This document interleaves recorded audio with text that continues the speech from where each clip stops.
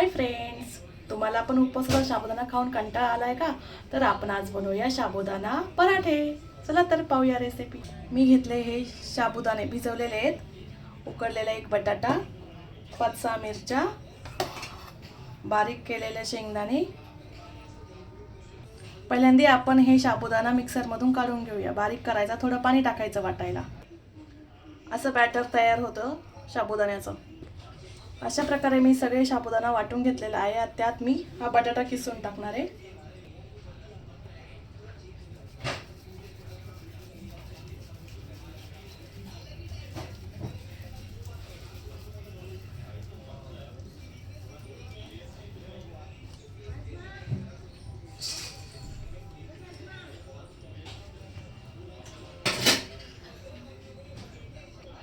त्यानंतर ह्या मिरच्या बारीक कापून टाकायच्या.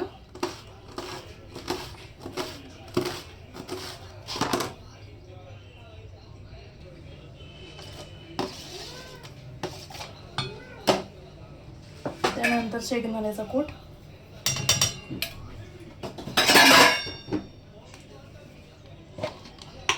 मीठ,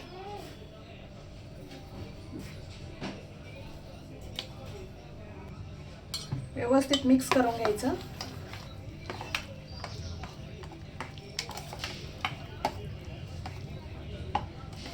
जास्त पातळ पण नाही करायचं आणि जास्त घट्ट पण नाही.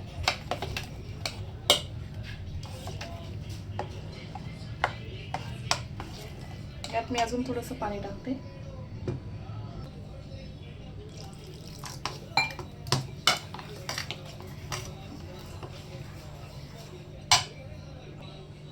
पॅन ठेवूया, त्याच्यामध्ये तेल टाकायचं थोडंसं.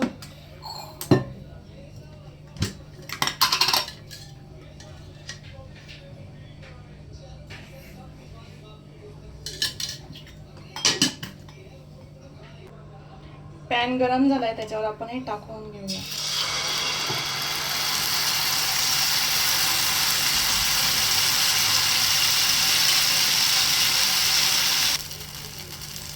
पलटी करून घ्यायचं. भाजल्यावर भरपूर भाजून द्यायचं चांगलं.